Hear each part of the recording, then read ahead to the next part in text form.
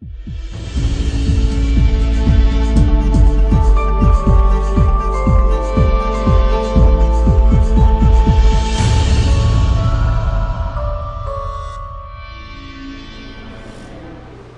você já pegaram, quando Deus entrega a lei. É exatamente isso que os leitores de Jesus, que os leitores do Evangelho de Mateus estavam na cabeça agora. Então pense, talvez o centro, a parte assim central do Antigo Testamento é qual? A parte em que Moisés sobe ao monte e recebe a lei de Deus, que representava a aliança do povo com Deus. Ali é onde gira todo o Antigo Testamento, em torno dos 10 mandamentos. Então, quando os leitores de Mateus olhassem isso, vissem esse paralelo, eles falariam: opa, isso que vai ser falado agora é muito importante. Assim como os 10 mandamentos e os outros que foram entregues, não foram apenas os 10, são essenciais, foram essenciais para o nosso povo. O que Jesus vai falar agora é extremamente essencial também. Então, por isso que é importante. Mateus está querendo deliberadamente mostrar que Jesus, o que ele vai falar agora, tem que estar gravado na nossa mente. Assim como os 10 mandamentos deveriam estar gravados no coração do povo, isso que Jesus vai falar agora tem que estar gravado na nossa mente, tem que estar gravado no nosso coração, tem que estar gravado na nossa vida. Jesus, ele é o novo Moisés. Lembra que Moisés disse que depois dele viria um profeta, que seria maior que ele, e nós deveríamos obedecê-lo? Jesus está cumprindo isso agora. Ele é quem sobe ao monte. Mas há uma grande diferença. Moisés recebe a lei de Deus. Jesus é quem pronuncia a própria lei. Então, nesse próprio paralelo aqui, Mateus ainda está mostrando que Jesus... Mas, o que você acha? Como você resumiria? Olha, essa era a principal mensagem de Jesus. Qual? O resumo. Se eu pudesse resumir, seria isso. Ou, deixa eu tentar fazer uma outra pergunta então, para ver se você tem coragem de falar, senão eu vou chamar pelo nome. Qual era a mensagem que Jesus mais falava? Qual é o assunto principal das mensagens de Jesus? O reino de Deus. Olha comigo o capítulo 4, versículo 17. Olha como Mateus resume o ensinamento de Jesus. 4,17. Daí por diante passou Jesus a pregar e a dizer: arrependei-vos, porque está próximo o reino dos céus. Agora olha o versículo 23 ainda, do capítulo 4. Percorria Jesus toda a Galileia, ensinando nas sinagogas, pregando o evangelho do reino e curando toda sorte de doenças e enfermidades entre o povo. Então Mateus, quando ele escolhe resumir a mensagem de Jesus, ele resume como a mensagem do reino. Arrependei-vos, porque o reino de Deus está próximo. E isso é algo totalmente agora que torna esse sermão mais ainda especial em relação ao Antigo Testamento. Porque durante o Antigo Testamento, o povo apenas ansiava pelo reino. Eles tinham a promessa, por exemplo, de Miqueias: o Senhor reinará sobre eles, no monte Sião, daquele dia em diante, para sempre.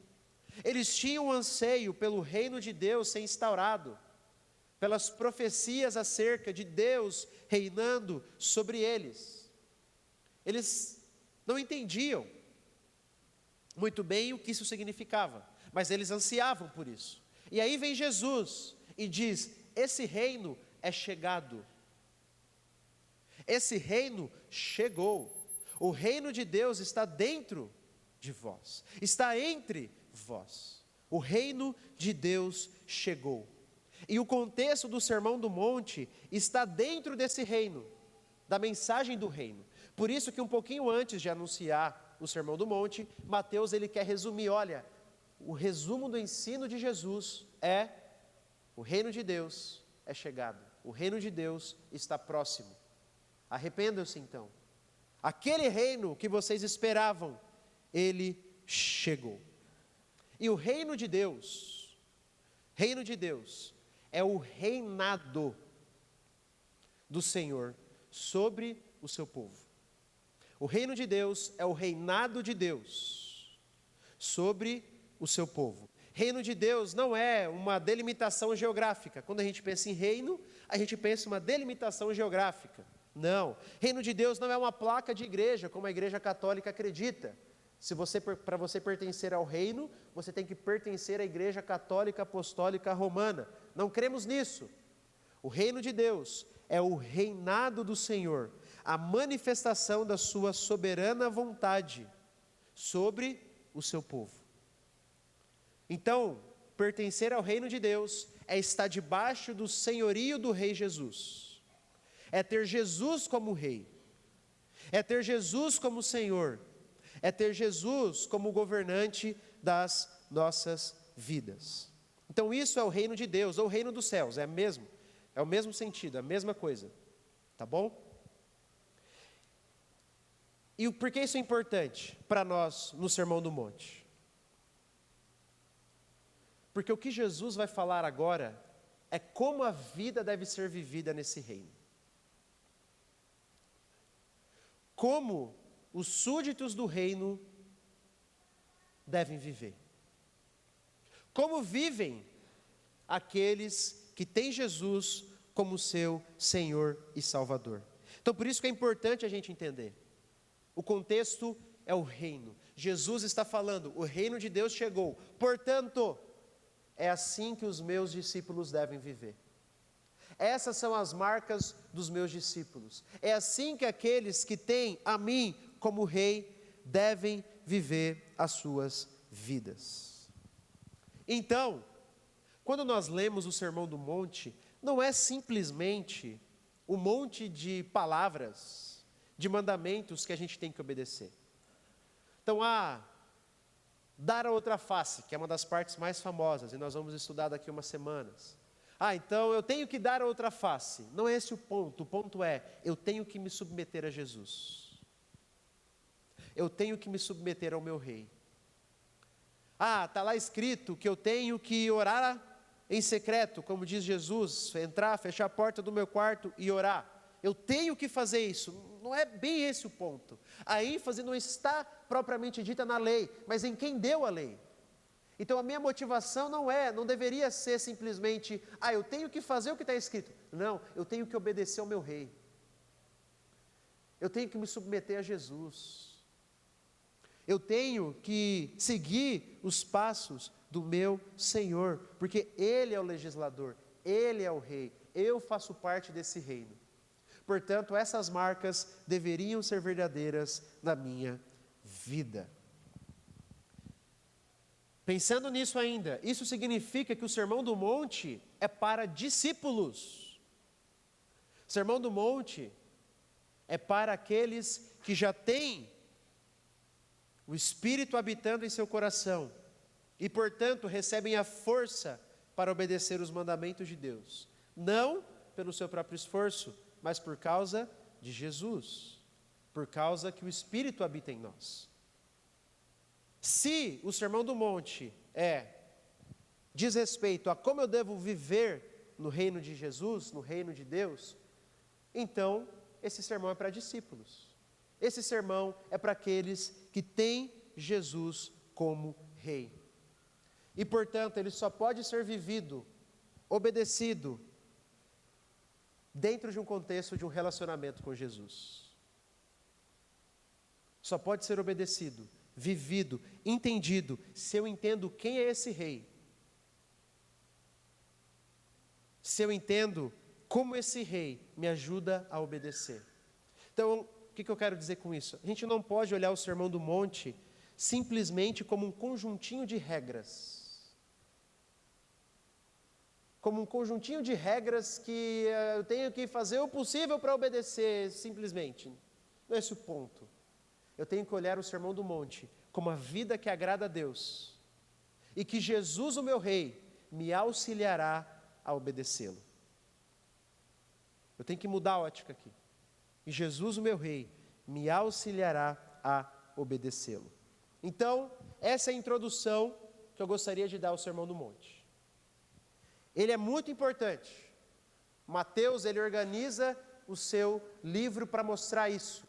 Assim como a entrega dos 10 mandamentos no Monte Sinai foram centrais para o povo de Deus no Antigo Testamento, a entrega de Jesus, agora, do seu sermão do monte, ali naquele monte, também deve ser central na vida do povo de Deus. E esse sermão, ele demonstra como a vida deve ser no reino de Deus. Como o povo de Deus deveria ser marcado nesse mundo. Como eu e você, que fazemos parte desse reino, deveríamos viver. Então essa é a breve introdução para a gente agora entrar de fato no Sermão do Monte. Alguém tem alguma dúvida? Deixa eu fazer uma pergunta para vocês agora. Se você pudesse escrever ou pensar, pensa aí, 5 coisas, ou pode ser menos ainda, 3 coisas que você mais quer desenvolver na sua vida. Pensa aí, 3 coisas, que daqui a 1, 2, 5, 10 anos, você fala assim, não, esse é quem eu quero ser na minha vida daqui a 10 anos. Pensa aí, 3 coisas.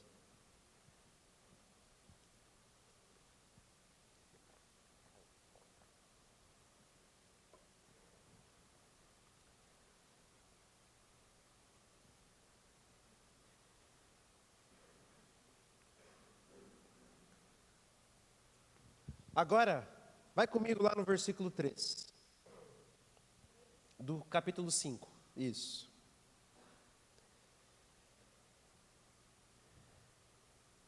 Vimos, já lemos, versículo 1, Jesus sobe ao monte, se assenta e começa a ensinar-lhes dizendo, bem-aventurados os humildes de espírito, porque deles é o reino dos céus. Bem-aventurados os que choram, porque serão consolados. Bem-aventurados os mansos, porque herdarão a terra. Bem-aventurados que têm fome e sede de justiça, porque serão fartos. Bem-aventurados os misericordiosos, porque alcançarão misericórdia. Bem-aventurados os limpos de coração, porque verão a Deus.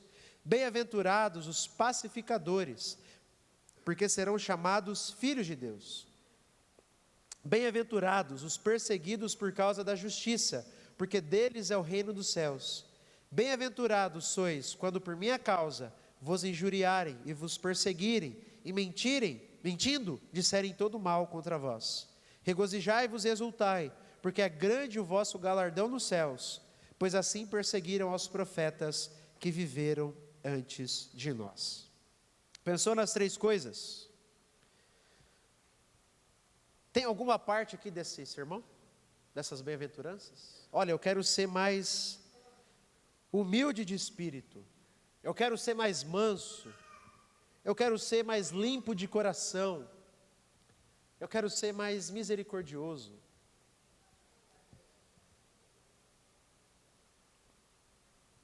Por que eu pedi?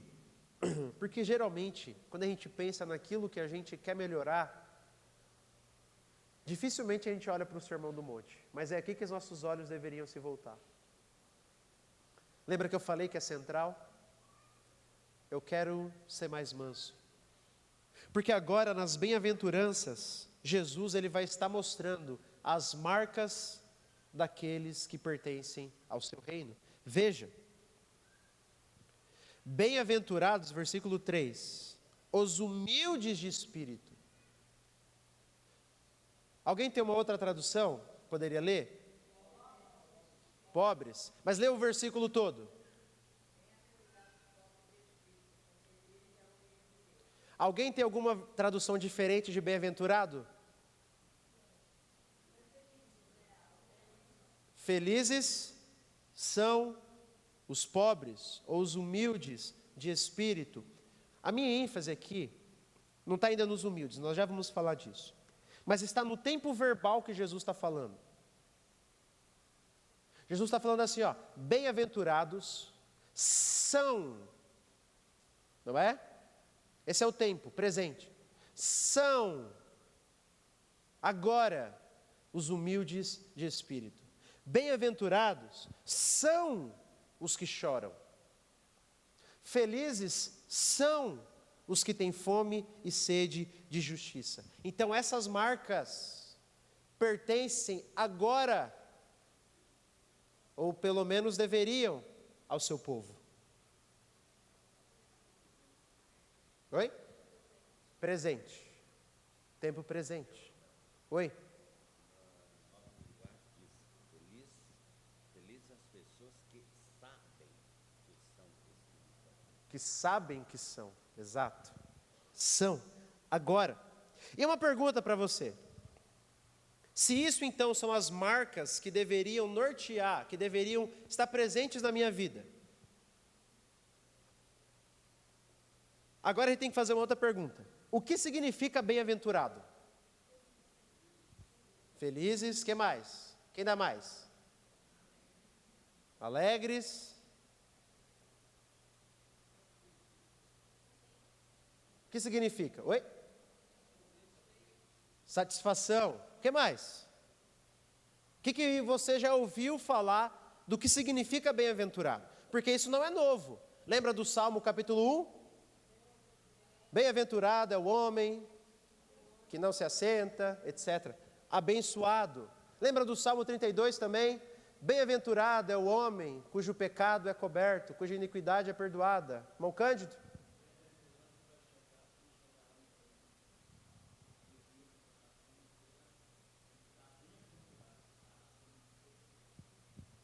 Irmão Cândido está falando que essa bem-aventurança vai ser completa quando Jesus voltar. Oi?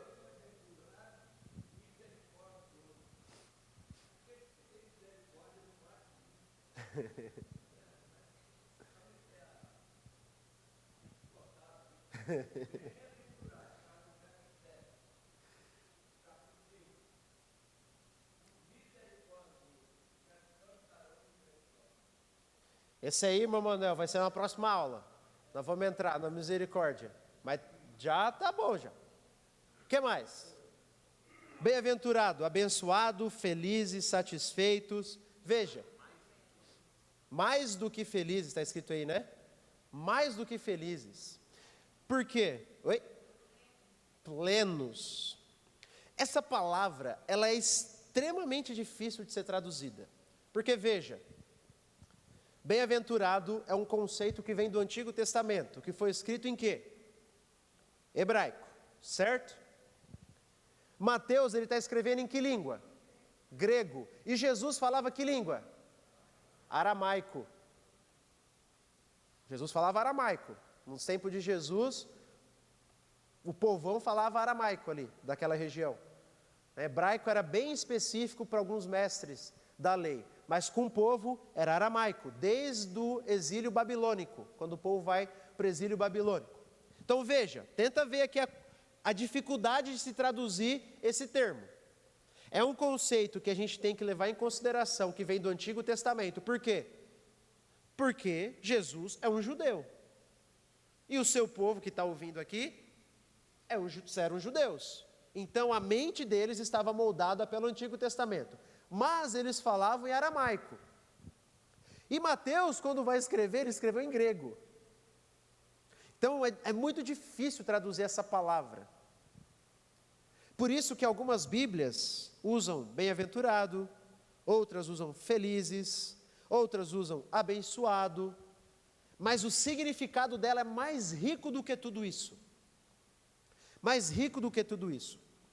Tem uma citação que diz assim, os abençoados ou os bem-aventurados, em geral, são profundamente felizes, como algumas traduções colocam aí. Mas a bênção não pode se reduzir somente à felicidade. Isso está incluso, mas não é apenas felicidade. Ser abençoado significa, basicamente, ter aprovação.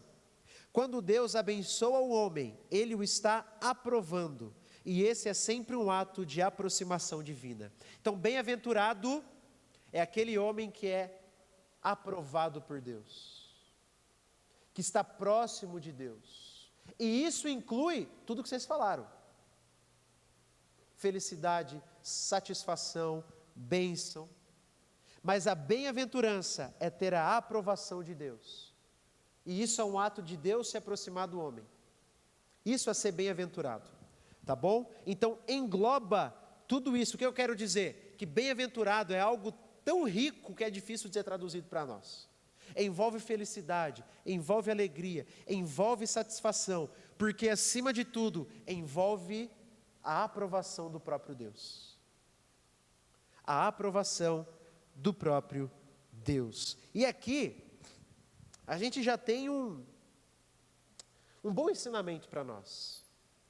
Se felizes são somente os humildes, os que choram, ou seja, aqueles que pertencem ao reino, a gente não consegue, e o homem não consegue encontrar felicidade em nada fora disso. Não conseguimos encontrar felicidade, bênção, fora desse reino. E agora, a gente leu todas as bem-aventuranças, mas nós vamos focar nas 3 primeiras, tá bom? Mas eu vou dar uma introdução a todas elas, Primeiro, essas bem-aventuranças, elas seguem uma ordem lógica. O que eu quero dizer com isso? Elas não são aleatórias, tá? Não é como se estava vindo na mente de Jesus lá, de maneira aleatória, e aí ele vai jogando, e vai jogando. Não, elas precisam ser entendidas uma após a outra. Uma após a outra. E quando a gente vê a primeira bem-aventurança, vocês vão entender um pouquinho mais isso. Então, ela segue uma ordem lógica. Segundo, as bem-aventuranças são marcas esperadas em todos os que pertencem ao reino. As bem-aventuranças são marcas esperadas de todos os que pertencem ao reino, de todos os cristãos. O que eu estou querendo dizer com isso? Não posso olhar para esse texto e falar, esse aqui é só para o crente top. Esse aqui, está muito difícil, né? Para mim não dá não. Só para os pastores, para os missionários, só para os... Aí vem aquela cultura ainda católica, né? Para os beatos, assim, para aqueles, né, que Deus dá uma graça especial. Não, é uma marca esperada de todos os que pertencem ao reino.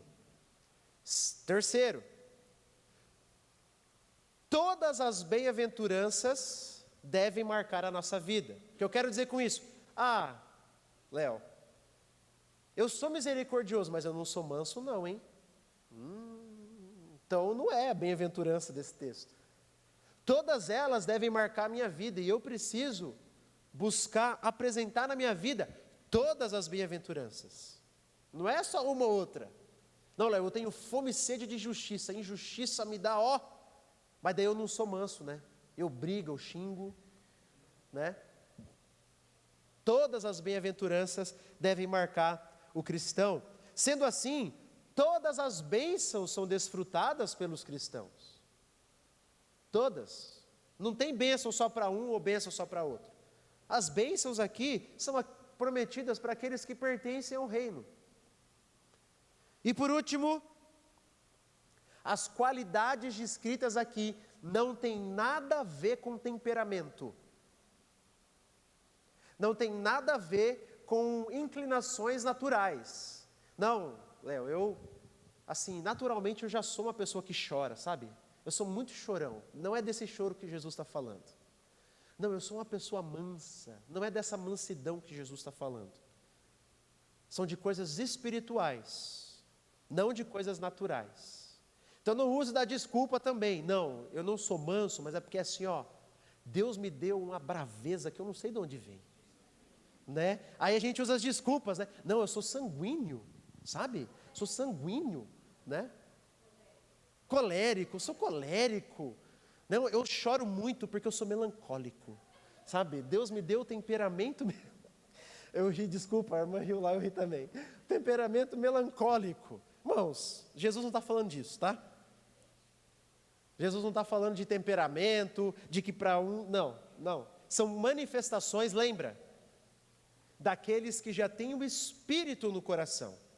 Então, se é daqueles que têm o Espírito no coração, não tem nada a ver com causas naturais, né? Ai, nossa, fulano é manso, é humilde, é misericordioso. Só falta ser crente. Não fala mais isso. Pelo amor de Deus. Oi? Jesus é como se fosse só assim, ó, só aquela estrelinha, cerejinha do bolo. Não fala mais isso.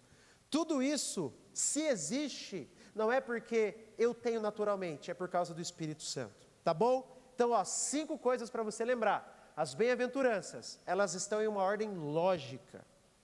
Segundo, elas são esperadas de todos os crentes, não apenas de alguns. Todas elas devem marcar a nossa vida. Todas as bênçãos também são desfrutadas pelos crentes. E por último, não tem nada a ver com temperamento. Não tem nada a ver com causas naturais do coração. Então, oi, quem me chama? Eu mando. Só me lembra.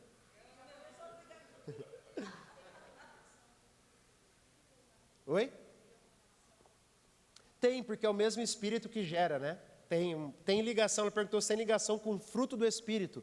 Tem, porque é o mesmo Espírito que gera. E é até interessante lembrar, porque é bem parecido com o fruto do Espírito. Primeiro, é fruto, não são frutos do Espírito, é fruto. Isso significa que longanimidade, benignidade, tudo isso deve marcar a minha vida, né? Se é um fruto, o fruto tem que crescer junto.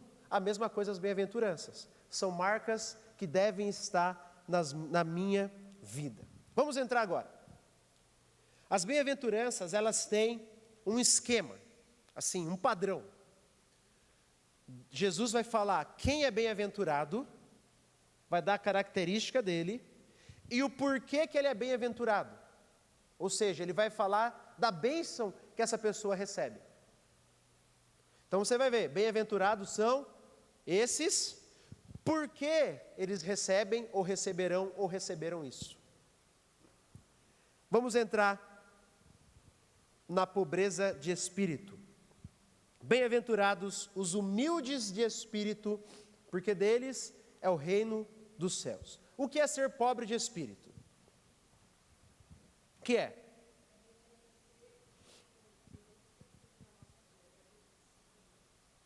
O que mais? Você já ouviu falar sobre isso?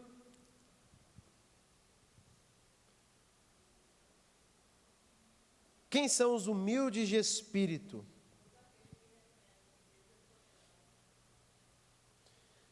Ser pobre espiritualmente, essa é a palavra, né? Algumas traduções aí está pobre de espírito.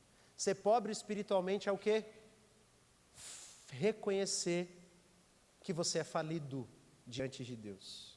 Você é um devedor diante de Deus. Você é um pobre, espiritualmente falando. Você não tem nada para dar. Você está falido. Você não tem nada para pedir. Você é um falido espiritualmente. Então, pobre de espírito é alguém que reconhece ser devedor diante de Deus e que sem Ele está totalmente desamparado. Lembra que eu falei que o Sermão do Monte e as bem-aventuranças seguem uma ordem lógica, né? Então isso significa que para eu obedecer o Sermão do Monte, eu não tenho que pensar assim, eu consigo. Ó a lógica, ó aqui que Jesus está falando. A primeira coisa que você tem que fazer é falar, eu não consigo. Eu sou falido espiritualmente, Deus. Eu não consigo por mim mesmo. Não dá para mim, eu sou um pobre espiritualmente. Eu sou falido, eu sou um devedor, eu não tenho nada, Senhor, para te dar. Então já inverte a lógica. Para eu começar a viver o Sermão do Monte, eu tenho que confessar que eu não consigo. Que sem Deus eu não tenho e não consigo nada. Esse é o pobre de espírito. E que ele recebe, que está escrito aí? O reino dos céus. O reino dos céus. Então, os pobres de espírito, eles recebem o reino dos céus. Ou seja, eles entram no reino de Jesus. Ou seja, uma das coisas que eles recebem é a salvação. Para eu receber a salvação, eu preciso manifestar a pobreza de espírito. Não é assim com a nossa vida? Reconhecer, Senhor, não dá. Eu sou um pecador miserável, a convicção de pecado. Só que isso, se Jesus está falando que essa marca deve estar presente na vida dos crentes, não é apenas algo lá para o início da vida cristã. É algo que deve marcar toda a nossa vida. Uma total dependência de Deus. Uma total dependência de Deus. É como o publicano, não é? Que bate no peito e fala: "Sê propício a mim, pois sou um pecador." Pastor Martin Lloyd Jones, ele diz assim, presta atenção: "Nenhuma outra coisa nos ensina tão insistentemente a absoluta necessidade do novo nascimento, bem como a necessidade do Espírito Santo e de sua atuação em nosso íntimo, como essas bem-aventuranças. Elas avassalam-me com seus requisitos. Elas mostram-me o meu total desamparo. Se não fosse o novo nascimento, eu estaria perdido." Então, quando eu olho para as bem-aventuranças, eu percebo ainda mais que eu sou um falido espiritualmente e que eu sou totalmente dependente da graça de Deus. E aí Jesus diz, segundo, deu para entender? Bem-aventurados que choram, porque serão consolados. É uma ordem lógica, certo? Logo, não são os que choram por qualquer coisa. Essa promessa de consolação não é se eu estou chorando, por exemplo, passando por um luto. Tem consolo prometido para mim? Tem. Mas não é disso que está falando o texto aqui. Não é chorar por qualquer coisa. Mas é chorar por causa de quê? Da pobreza de espírito. Se eu reconheço que eu não tenho nada, que eu não sou nada, espiritualmente falando, isso me leva ao lamento. Ao lamento pelo meu pecado. Ao lamento porque eu sou falido. Ao lamento porque eu não tenho nada diante de Deus. Então eu choro por causa de quê? Por causa da minha condição espiritual. Esse é o motivo do choro. Por causa da minha condição espiritual. Esse é o motivo do choro. E isso não significa um estado de constante tristeza. Então o crente é aquele que tem que chorar em todo o tempo, viver triste, cabisbaixo. Não. Por quê? Porque ele tem a promessa do consolo. Ele tem a promessa de que, se ele reconhece o seu pecado e confessa, ele recebe o perdão. Ele recebe a graça do perdão. Então, não significa esse estado de constante tristeza, tá bom? Eu choro pelo meu pecado, mas eu recebo o consolo, o perdão e a bênção de Deus. Então, essa é a segunda bem-aventurança de Jesus, e que será plenamente cumprida quando Ele instaurar o seu reino de maneira plena nesse mundo. Aí sim, diz Apocalipse 21, Ele enxugará dos nossos olhos toda lágrima. Aí já não haverá mais pranto, mais dor, nem luto. E agora, vai para mansidão. Deu para entender os que choram? Deu, né? Agora ele diz, bem-aventurados os mansos, porque herdarão a terra. E aqui a gente tem também uma palavrinha que é difícil de traduzir. Tem alguém que tem a tradução diferente de manso? Olha aí o versículo 5. Humildes. O que mais? Essas duas, né? Uns está mansos, em outras traduções está escrito humilde, porque é difícil de traduzir também. O que significa então isso? A gente tem que olhar lá para Mateus 11, 28. O que está escrito em Mateus 11, 28? Vinde a mim e eu vos aliviarei. O que mais? Continua. Porque sou manso e humilde de coração. Então, para a gente entender o que significa manso, a gente precisa olhar para Jesus. E como essa palavra ela é utilizada em outros contextos. Então, qual a diferença, por exemplo, de mansidão e humildade de espírito? A mansidão, ela é uma manifestação diante do meu próximo. Humildade de espírito é algo que eu reconheço diante de Deus, certo? Eu não tenho nada, isso me leva ao lamento. Já que eu reconheço que eu não tenho nada, eu lamento, eu vejo a minha pobreza espiritual, isso me leva a ser manso para com os próximos. Exato. Deu para entender? Então, mansidão é manifestação de algo em relação ao meu próximo. Ela me leva a uma humildade. Por quê? Porque eu não tenho nada. Então eu vou tratar o outro com ira e indignação? Não vou. Eu vou julgar o outro de maneira pesada? Como Jesus faz? Como Jesus faz?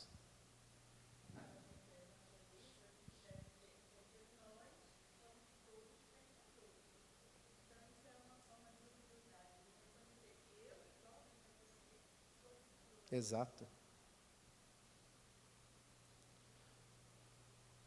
Nós não podemos olhar para os outros, então, com o nariz empinado. Não, porque eu tenho a teologia correta. Ele não. Não, porque eu sou mais santo. Ele não.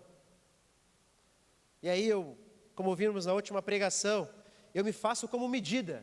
Não, mas eu vou em tudo, eu sirvo em tudo. Aí eu olho com desdém, com orgulho para as outras pessoas. Não. Mansidão não é isso. O irmão peca, eu fico feliz. Eu gosto. Porque no fundo isso me dá uma própria justificação para o meu pecado, né? Eu penso assim, nossa, tem gente pior do que eu.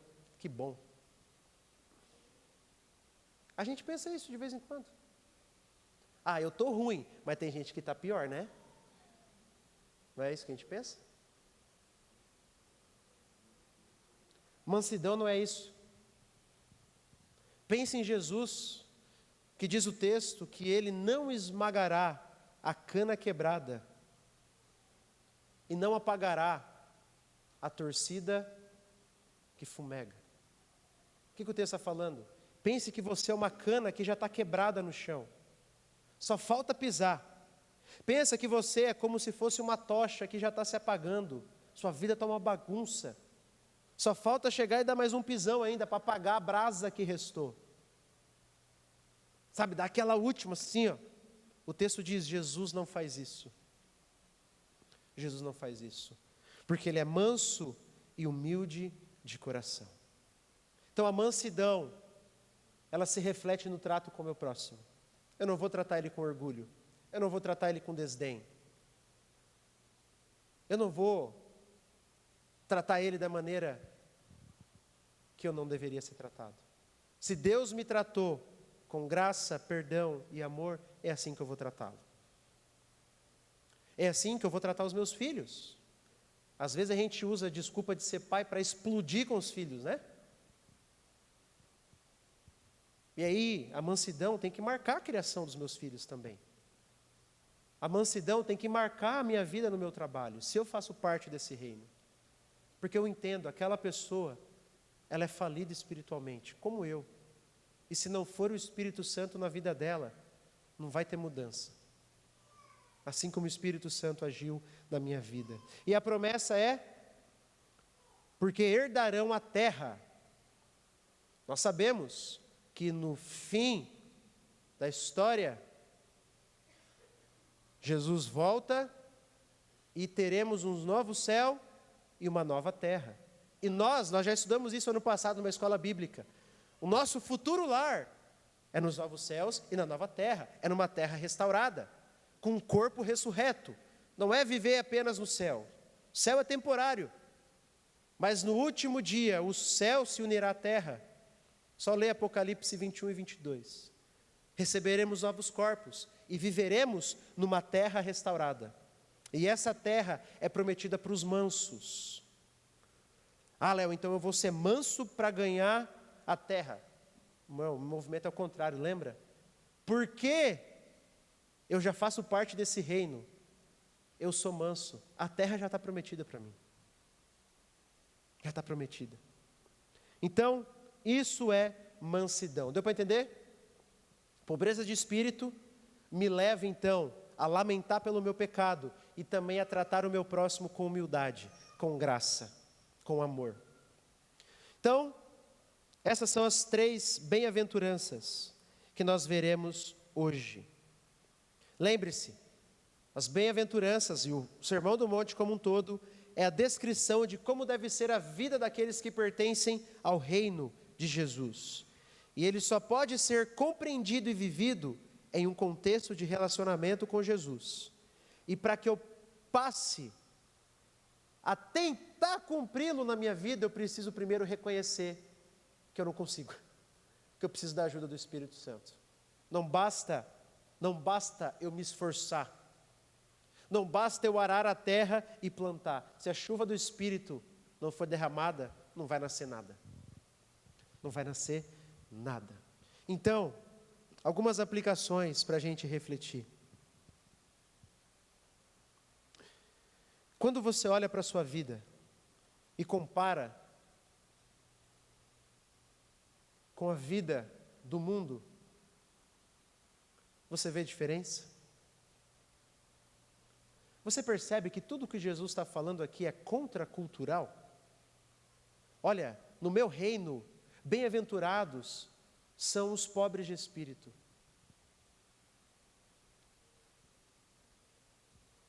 Os bem-aventurados não são os ricos. Isso deveria ter explodido a cabeça dos judeus.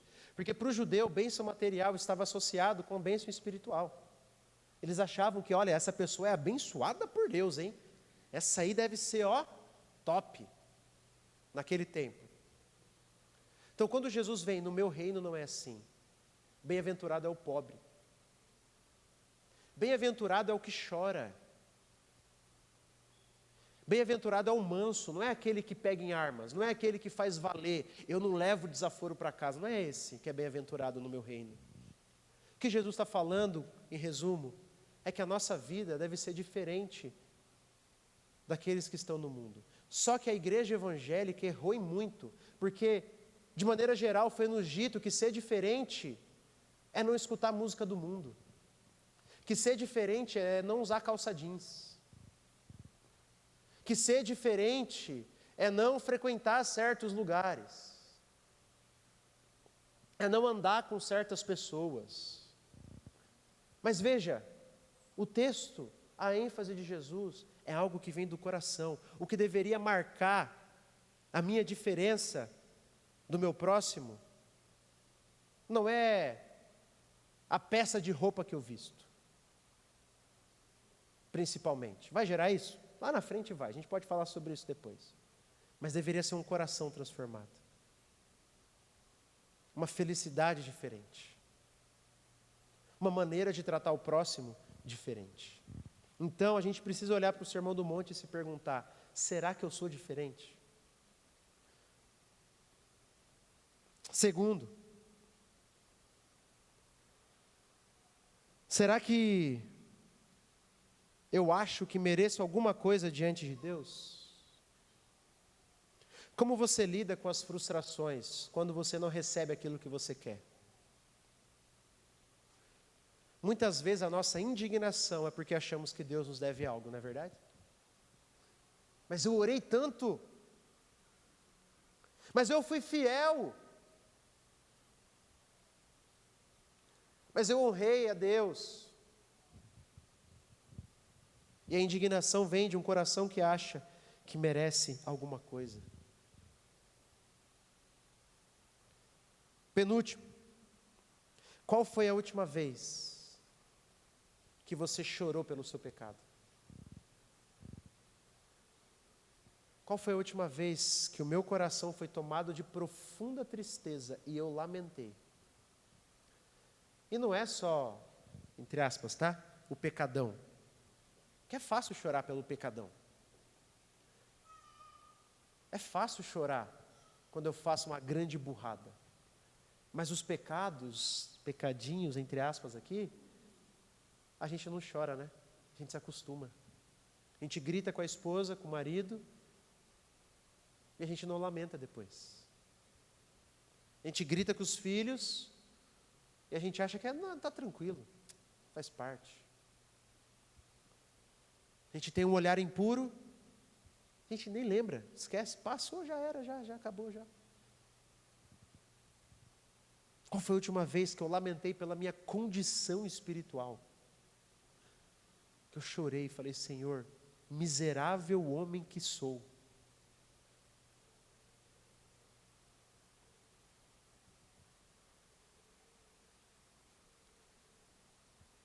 Será que essas marcas, última pergunta, fazem parte da minha vida?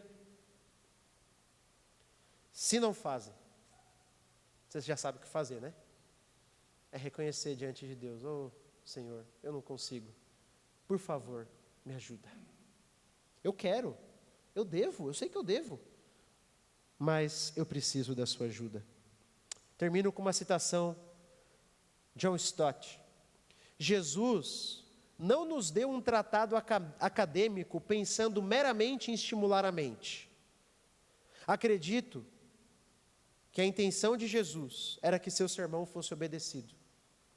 Se os cristãos aceitassem sinceramente os padrões e valores de Jesus e vivessem de acordo com ele, aqui no Sermão do Monte, nós nos tornaríamos a sociedade radicalmente diferente que Jesus sempre intentou que fôssemos, e o mundo veria e creria. Se nós de fato amássemos esse sermão, vivêssemos esse sermão, aí nós seríamos marcados pelo amor como Jesus sempre quis. Aí sim o mundo veria a diferença. Aí sim as pessoas olhariam e falariam, ali tem um povo diferente. Ali tem um povo diferente.